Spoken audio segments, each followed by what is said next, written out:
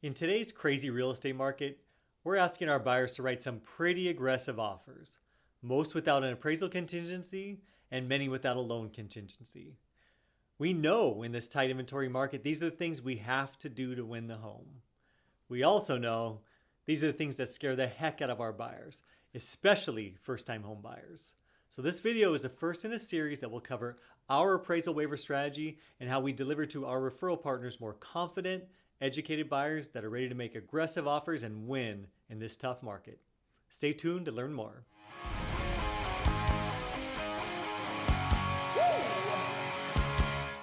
This is Michael Menino, owner of Harborview Funding. We're a local lender in the LA Orange County area, and we're passionate about getting each borrower of ours into the home of their dreams and really helping our referral partners win.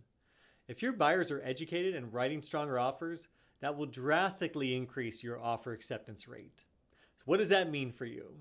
You aren't losing buyers because they're either discouraged, burnt out, they aren't deciding to just rent for another year, they aren't switching agents on a whim because they think that will increase their odds of getting an offer accepted. Ultimately, you're spending less time researching property, showing homes, negotiating with listing agents, and more time building relationships and growing your business. So most of the buyers we help are in our local market, and from what I've seen, the vast majority of offers being accepted in this market have the appraisal contingency waived. Some buyers are reluctant to do that, and some understand it. But regardless, we always need to educate our buyers on what things would look like if the appraisal happened to come in low. We do not want them to be caught off guard. What we've done is invest in technology that allows us to present and compare multiple potential appraisal scenarios side by side so our borrowers can easily understand what each outcome will look like for them. We'll take them through each of the available options based on different appraised values. And to be honest, some of these options, many borrowers and our real estate partners don't even know exist. Really, the goal is to show our borrowers that many of these options require little or no cash out of pocket, which many times is their biggest fear when it comes to waiving the appraisal contingency. There's a lot of misinformation out there exists when it comes to this, and many believe if the seller does not reduce the sales price, they have to come in with a ton of cash to make up for any appraisal shortfall. And that is not the case, except for one scenario when they come in with the minimum down, and I will go through each of these options in detail in part 2 of this series. But by having this conversation up front and going through this exercise with buyers before either writing the initial offer or at the very latest responding to a seller's multiple counter, we have buyers that are already mentally prepared for any potential appraisal valuation issues that may arise. If the appraisal happens to come in low, nobody's freaking out. Transaction isn't falling apart. We already have a plan in place that we can all calmly and confidently execute. I'm always looking to turn a positive from a negative experience, and we can actually take this low appraisal, if it happens to come in, into an opportunity to really create a raving fan.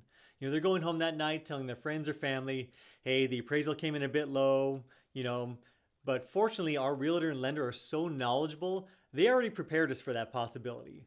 We have a great plan in place to deal with it, and it's not going to affect the transaction whatsoever. They're telling them how great of an experience it's been, how stress-free, and that they have to call us when they're ready to buy. That is how you create raving fans. The worst time to go over all this is after the appraisal has come back short. How are they feeling at that point?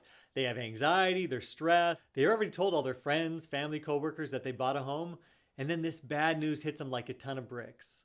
All of a sudden they feel like this dream of buying the perfect home now may not become a reality. And trying to take them from that emotional state back to a calm state where they're thinking clearly and we can really go over these options is really tough. And the last thing you want to do is come across as if you're trying to talk them into sticking with the transaction just so you can get paid. If they aren't emotionally comfortable with it, that's not going to lead to future referrals. They'll feel like you're not doing things in their best interest. So I'm hoping you found some value in this video. I love doing these. Part 2 in this series will really cover each of the different appraisal strategies in detail if it happened to come in short. But if you have any topics you'd like me to cover in a future video, please let me know.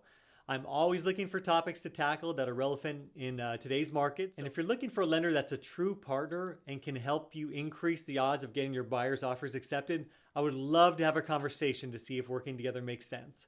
If you have any other questions or tips you're seeing that are working in this market related to appraisals, please add a comment in the sections below and I will respond to every single one of them. I'm always looking to learn and help others get better. So thank you so much for watching. Everyone have a blessed day.